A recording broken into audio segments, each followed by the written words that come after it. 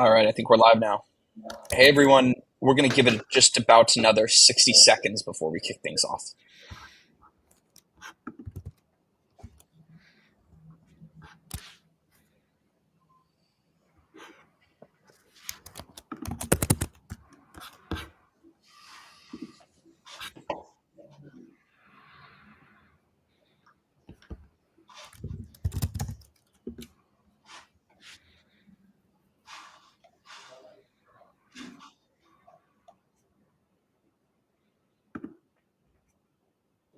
All right, 9:03, I think we should be ready to go. Hello everyone, and thank you for joining this institutional staking partnership live stream between Lombard and some of our closest partners, Figment, P2P, and Kiln. This was a big announcement for us earlier this week in the transition from Babylon Phase 1 to Phase 2, and a transition from Lombard running a centralized finality provider now to decentralizing this with some of the biggest players in the space. So excited to have some of the leaders within these organizations on board to talk through this a little bit. A big change for Lombard, a big change for users, but a change I think everybody's very excited about. So maybe I'll pass this around a little bit for a round of introductions. Lorian, do you want to kick it off? Sure, great. Glad to be here. Good to see everyone.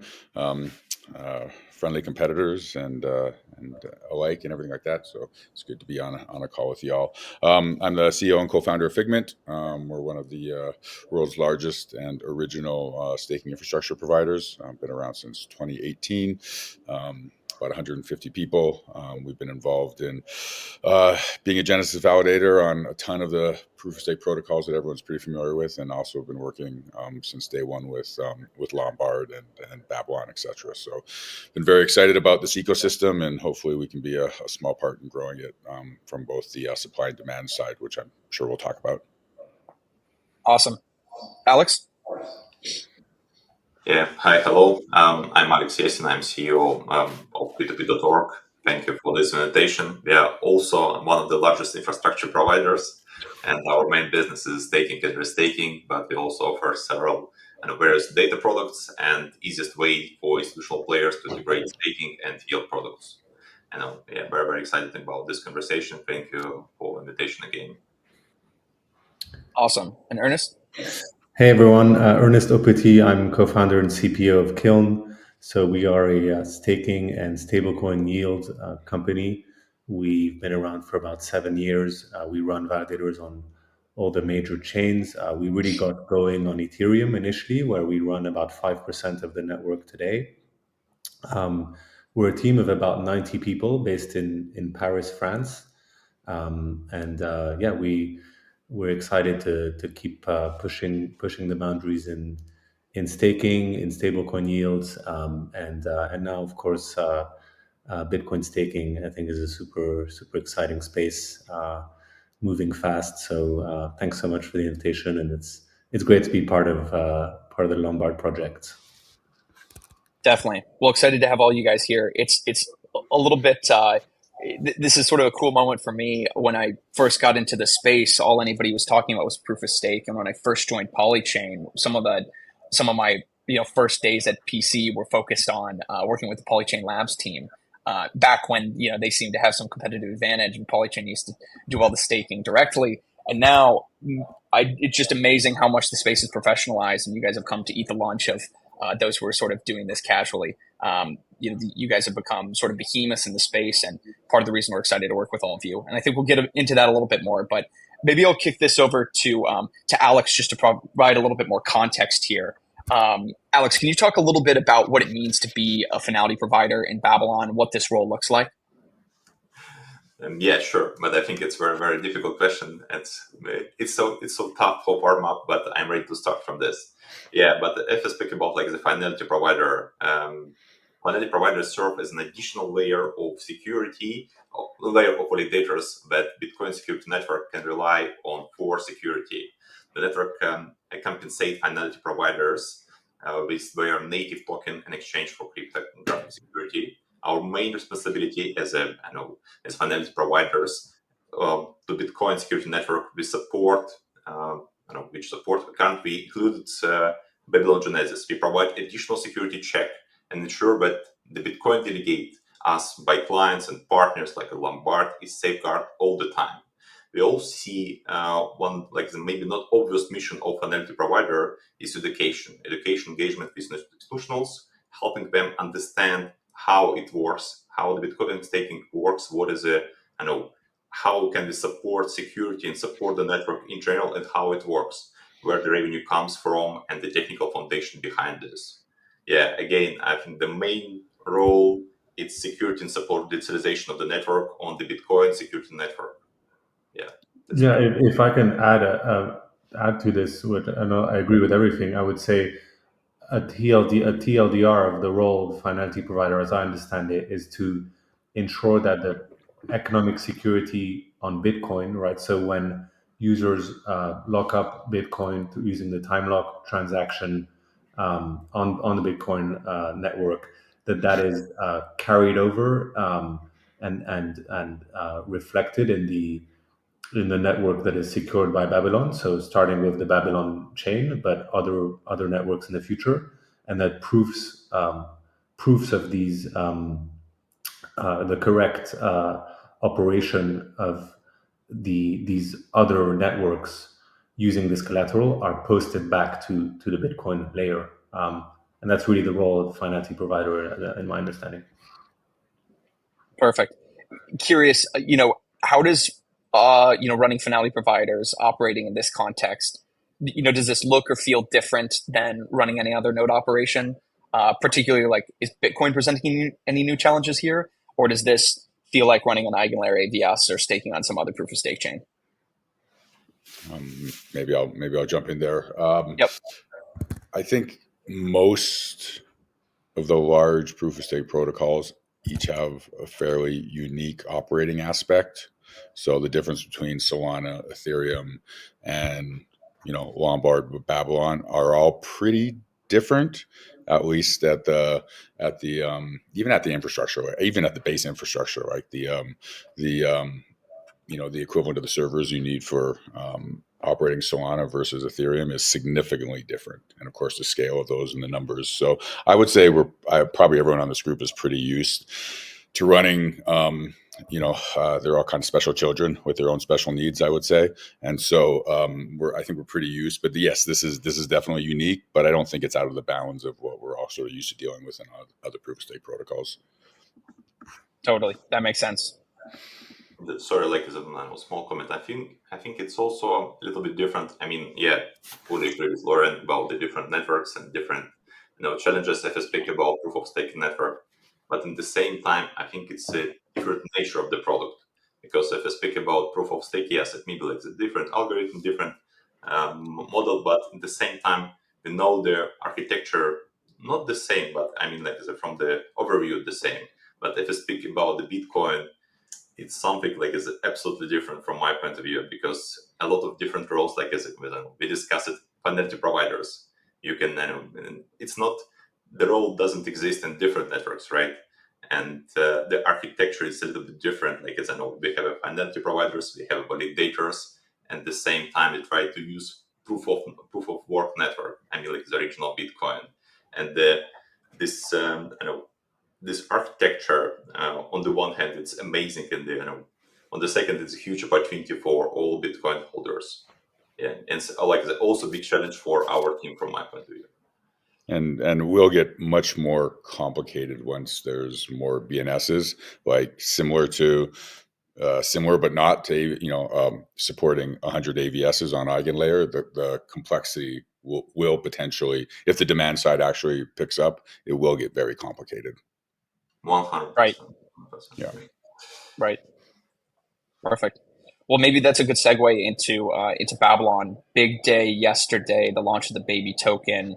No need to talk about the token here, but the transition from Babylon from phase 1 into phase 2, Babylon about to become the first BSN, Bitcoin secured network, which will ultimately pave the way for the launch of many more. There's already been a couple big ones announced. Osmosis was obviously a huge public governance proposal, and I think over the course of the next coming weeks, there'll be a lot more announced. But you guys were all super early in the ecosystem, some of the first people to step up and become big players, running nodes on testnet, becoming active in the early ecosystem.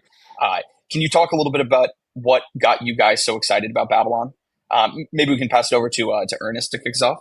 Sure.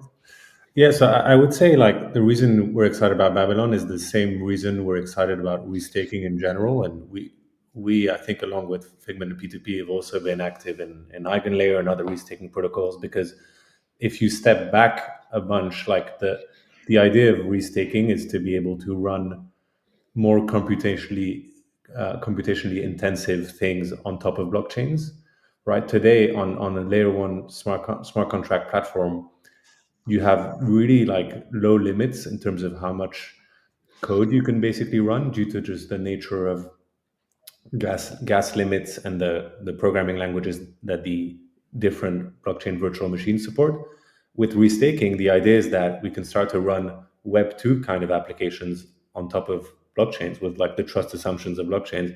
And that's a massive idea. And I think credit where credit is due. This was like Sriram from Eigenlayer who kind of pioneered this, in my understanding. But the Babylon team were also there extremely early. Maybe I don't know the full early history. I think it might be around the same time in the academic groups, like and so Babylon brings this huge idea of restaking, but to the hardest asset in the ecosystem, which is BTC. That by far is the biggest, by far is the kind of like safest, and that's like extremely exciting. And of course, there's no native yield on Bitcoin, so it's particularly attractive also from a financial perspective, to find Bitcoin yield opportunities. And so we have this like trillion market cap asset, and some share of that will be used to secure new parts of the internet, let's say, like, and that's very, very exciting. Yeah, we've always had a when we first started the company and we're talking about what we do, Auto's sort of half joke, but not really, that if the Bitcoin maxis are right, and there's only going to be one base layer, then we really don't have a business, because we do everything but Bitcoin. So just from a pure business perspective and being able to serve a larger number of customers, the fact that maybe there's something related to what we do at the core of our business with Bitcoin is just kind of exciting, because that statement doesn't really apply anymore. Although I think, again, leaving us aside, it's still an interesting question. One, sort of how the Bitcoin maxis will perceive this, because we all know that sort of that line of religiosity, about it. So I think it's going to be really interesting to see how that community accepts restaking in general. And then also, again, kind of going back to that sort of question which people have debated since almost day one, about whether there's one blockchain or 10,000 or 4 or 5 at the core level. And I think this is like an interesting development in that. And I still don't really know how to answer it, but I just think it's a pretty fascinating development. And you could see a world where, if the economic security of Bitcoin can be extended, I think it's probably a pretty big challenge to some of the other proof of stake protocols, basically.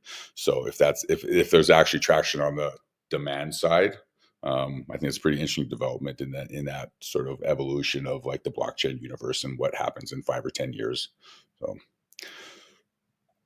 Yeah, just 5 cents from my side. I'm just big fan of Babylon because I love the architecture, and I think just there is only one protocol which can allow you to use time lock, and at the same time, like don't do something like the custody. I think around your Bitcoin, you can put your native Bitcoin and you can get it back. It's amazing opportunity, and like it's an absolutely unique opportunity to speak about the market. We can see like some synthetic way how you can put your Bitcoin, but in reality, in your pocket, it will be a different token, not the real Bitcoin. And from architecture side and how the whole solution works, that's amazing. Yeah, we have a saying internally here that every bridge eventually gets hacked. That's probably not exactly true. So to avoid to remain custody in the holder and avoid bridges and wrapping is, I think, generally a good architecture design. It's huge Yeah. because they also as I know, taking provider and we connect, we interact with a lot of people, and if we speak about like the token holders, we split all coins for 2 different groups, almost like as a Bitcoin and a different one.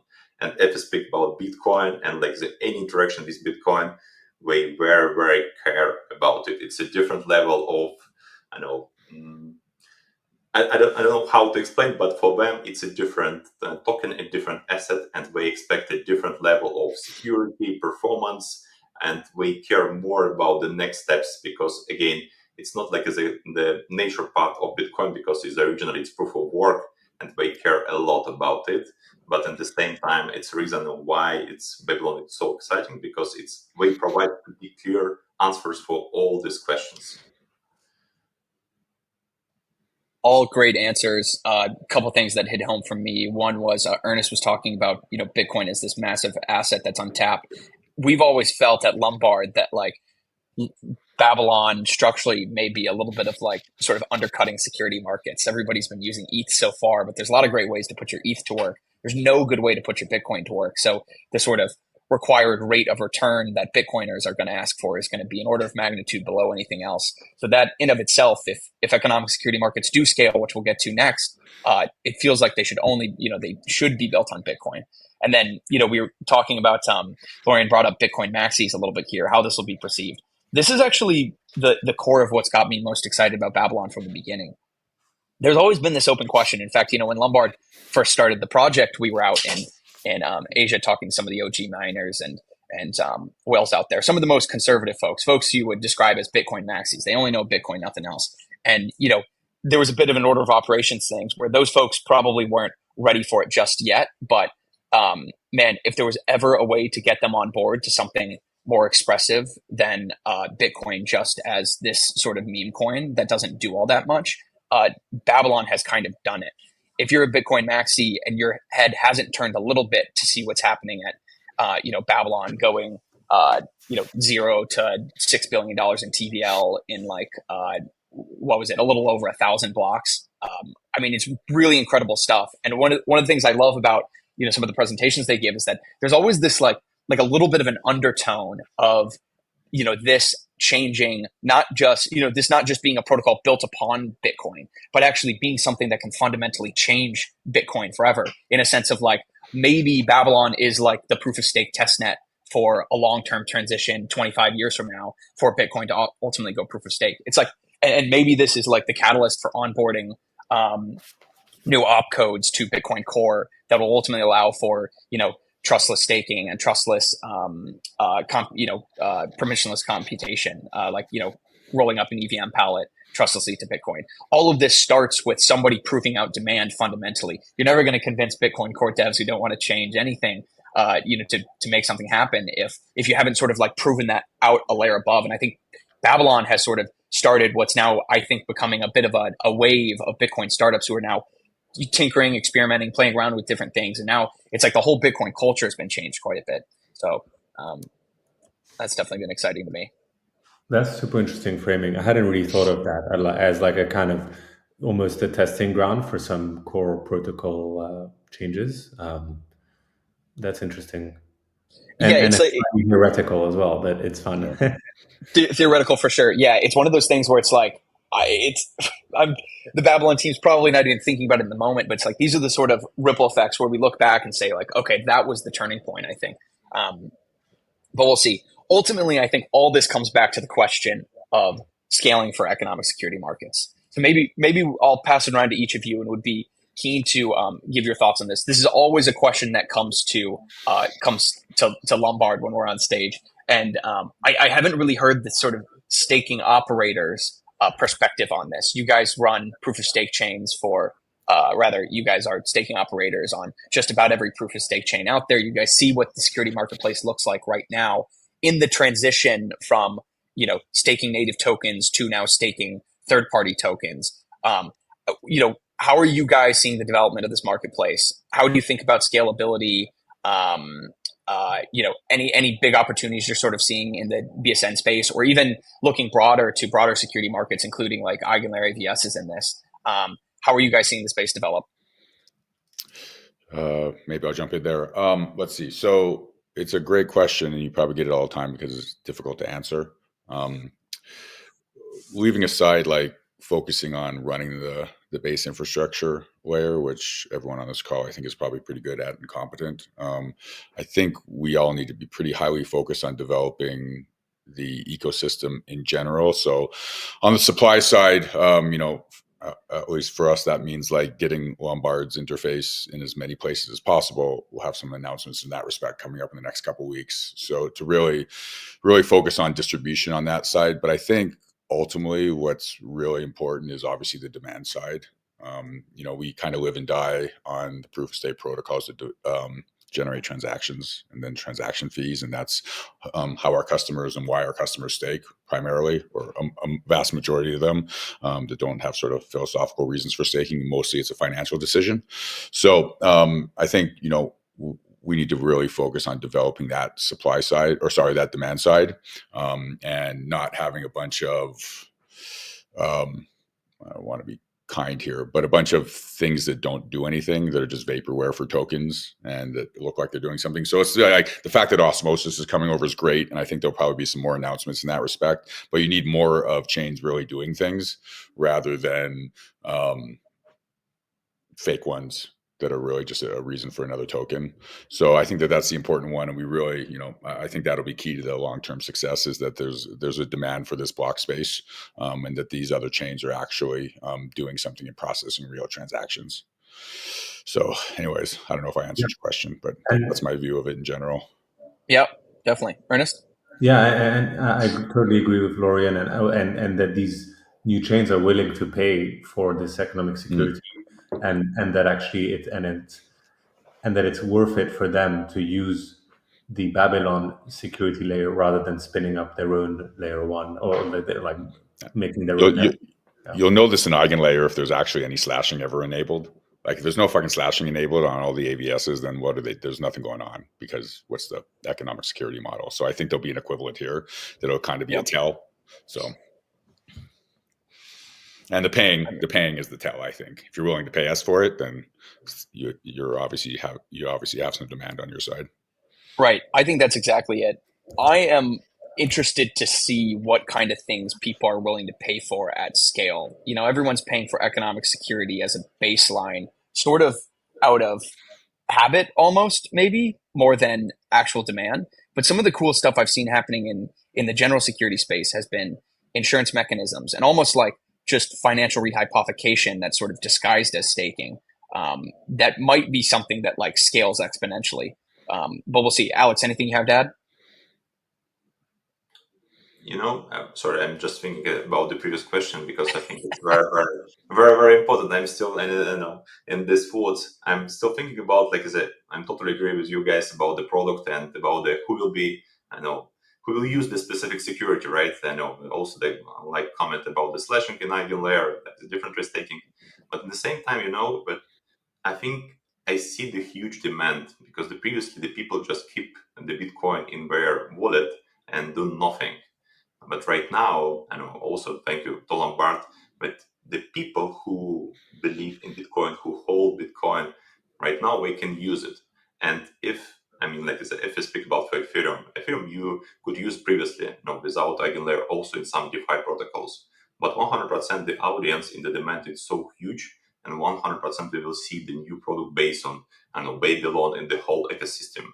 And from my point of view, I think it's it will be significant change in the landscape. It's the whole security landscape, because the man of Bitcoin right now, we can see dominance of Bitcoin, right? And if I can hold it, the next question, how can I earn more? And what is the best trust, very reliable way to get more yield? And I think the Babylon, Lombard, and different products and Bitcoin ecosystem, it's the right answer for this. Yeah, definitely. Maybe switching gears just a tad. Lorian pointed out before the call that we don't want to jinx anything, so I'm not exactly sure what all can be shared on this front. But one of the things I think that has been most interesting to me was, when I first got into the proof of stake space, there were all these debates about slashing, like different slashing mechanisms, progressive slashing. It was a big topic in the early days, and since then has sort of become an afterthought almost a little bit, which is amazing for users. I mean, this is part of the reason that I think liquid staking has become such a great product, is because we've been able to reduce the risk of of slashing. But I mean, you guys are the reason this has happened. How can you talk a little bit about how running staking operations has evolved for you guys over time, and why do we see so few slashing incidents? I'm not sure if you can share sort of maybe high level overview of like what the architecture looks like that you guys are operating to prevent that, or even design principles that I think will help people grasp like why you guys are the best of the best. Oh, good. Oh, you want to take this, Ernest? Go ahead. Sure. Yeah, sure. I'll take it. So I would say like probably everyone on this call, we all basically it's what keeps us up at night, like security first, right? It's the thing. And when it comes to running validators, there's kind of an asymmetric risk, like chasing the 99.99% uptime is not worth it, because in order to do that, you introduce automation that increases your risk of double signing or other mistakes in your infrastructure that can cause slashing. And if you look at historical slashing events, there have been some, not many, but they've been caused by this kind of thing.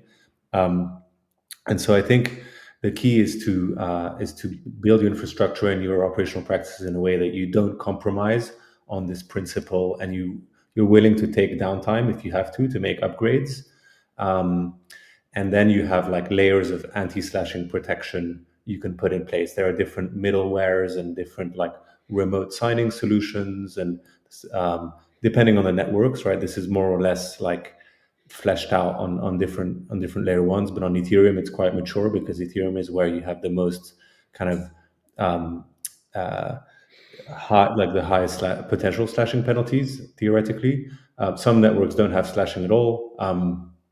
But yeah, and you guys working with Cubist with a Cube signer is one of these examples of a layer of protection, because essentially you're enabling validators to run without anyone having access to the signing keys, because you're running in secure enclaves.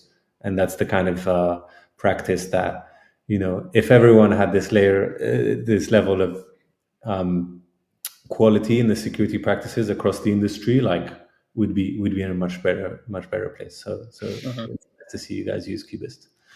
As the first rule of Fight Club is you never say I've never been slashed, but nevertheless, over the I don't know, last 6 or 7, 8 years, I think all of us here have really professionalized those operations significantly.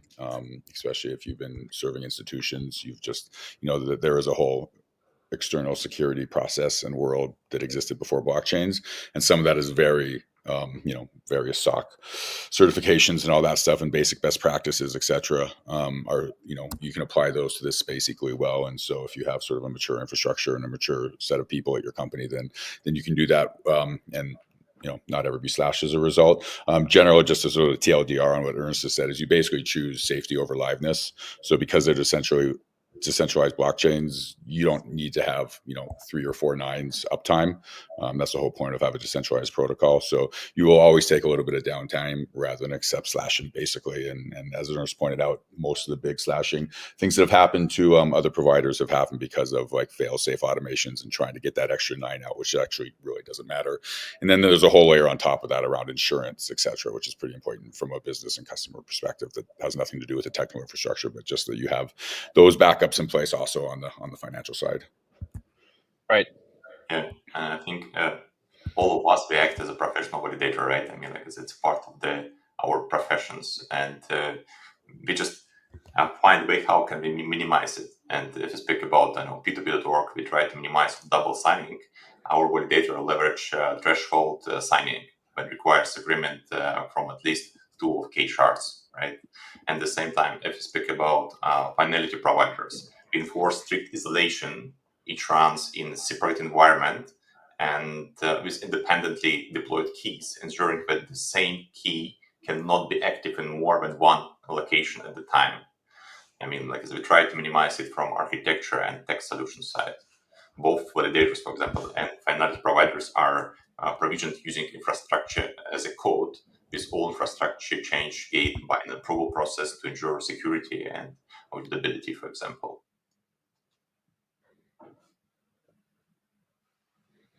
Makes sense.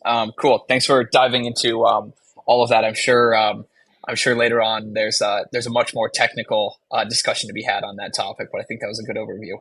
One, I think back to the 2020 cycle, there at one point was a movement kind of during DeFi summer where ETH, I think this would have been when ETH was going through the transition, that people were rebranding staking as DeFi. And I think staking as a form of DeFi has been perhaps the most successful so far. I mean, we finally cracked the institutional space.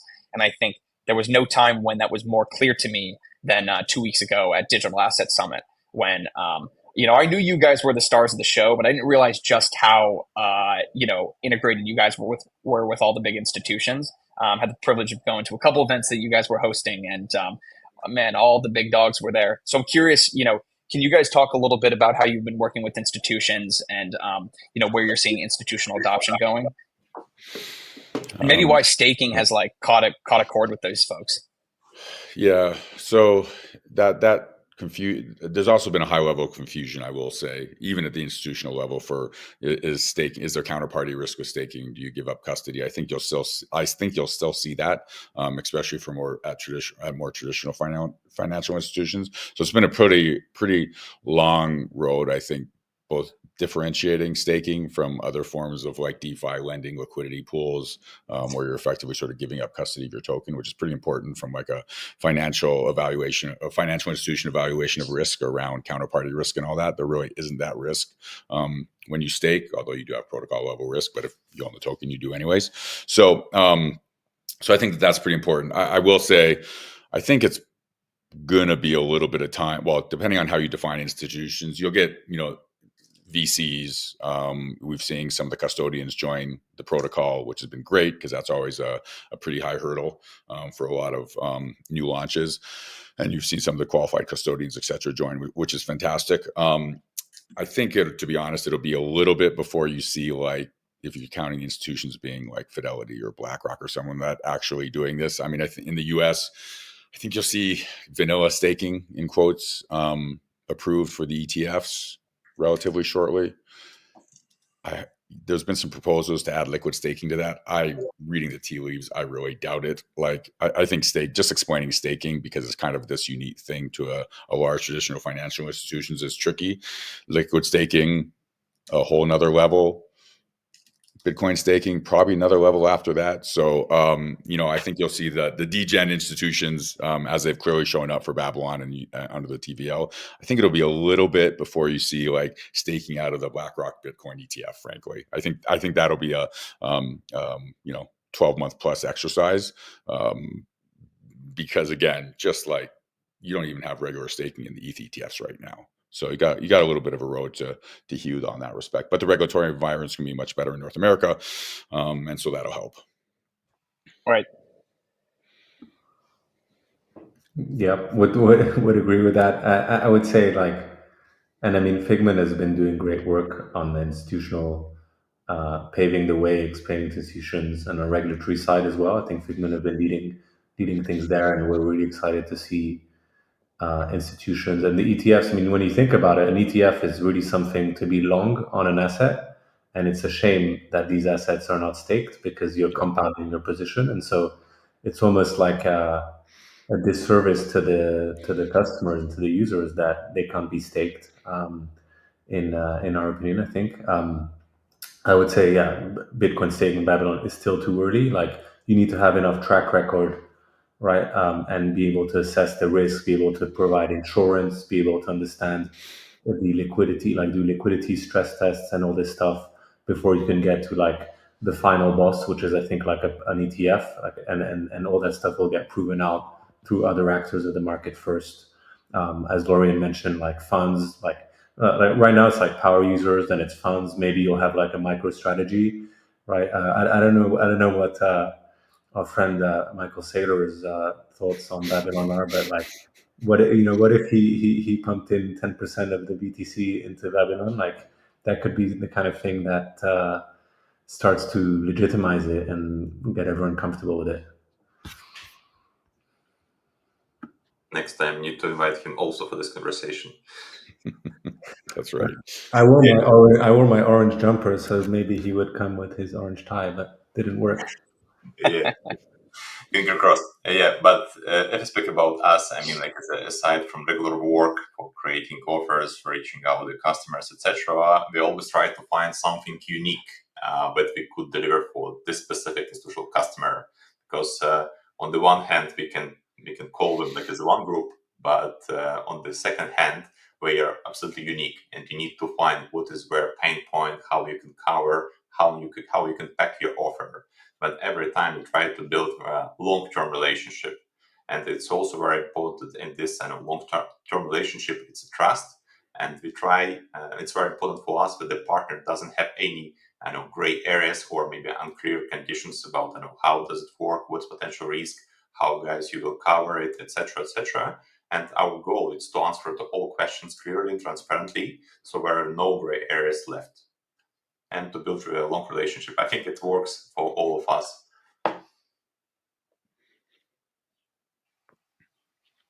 Awesome.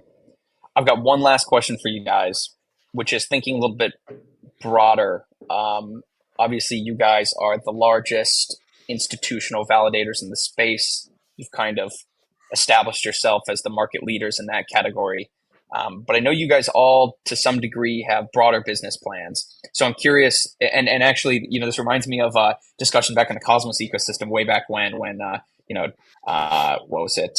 Sonny, I can't remember the name, was Validator, like sets the reward rate to 0 to try and, take up a ton of stake. And in return, there's this whole discussion around like validator business models. Where is, Kiln, P2P, and Figment headed from a business perspective? Curious to hear what the long-term vision looks like. Maybe we can start with Lauren. Sure. Awesome. Great. Appreciate the question and the opportunity to talk about where we're going. So we've been saying recently that staking's about to get a lot weirder. And I think since last year, that's happened. We're seeing a lot of different models. What we've been talking about today, a prime example of that. So we've made a pretty conscious decision in the history of the company to be really, really focused on staking. I think it's pretty complicated business at scale for institutions. And so what we're going to try to do is really, adopt a barbell approach in that respect. And, on the established protocols like Ethereum and Solana, really make sure that, we really serve our institutional customer, really learn how to scale that, do incremental improvements over the years, and then also experiment with things like Babylon and Lombard on the other side of the barbell. But we're going to remain like very, very highly focused on our core business. I think there's a lot more market share and market growth to be had. And, my personal philosophy is that it's pretty hard to do multiple, maybe I'm just not smart enough, but it's pretty hard to do like multiple businesses when you're sort of a sub 500 person company or something like that. There's a certain size where you can start to diversify. And, we'll get there in the next couple of years. But I just think I sort of believe focus is very important. Again, maybe it's a failure of imagination on my part, but just at the size of our business, at least, and the requirements of our customers, we're going to be pretty focused on serving all the staking requirements and doing some cool new stuff like right here. So cool. Alex? Okay. That's a very, very interesting question. Thank you so much for this. If I speak about our current position and our current philosophy, and just need to keep in mind the market is changing very, very fast. And at the same time, what is the reason why the people go to some staking providers? We would like to get a yield and low risk. And based on this philosophy, we just would like to expand our product portfolio, and we would like to be one-stop shop for all your yield needs. When you can find the low risk, some trust, and the all yield products. When you can go one company and the P2P is providing the best yield solution for you. It doesn't matter if it's staking, it's DeFi, or something else. We would like to be one-stop shop company for yield needs. Yeah, and I'll go last. So our vision is to democratize value creation in digital assets, right? So we got started with staking there because we think that staking is the native yield, and basically people who hold and stake can earn interest from all the activity that happens on the network. And if you compare, for example, to a Web2 platform where you post on Instagram, you're not earning anything for that. Like the value accrues to individuals, right? Whereas the more network activity happens on a blockchain, the higher the staking yields, and everyone who stakes can earn some of that, and that's awesome. And so we that's our North Star.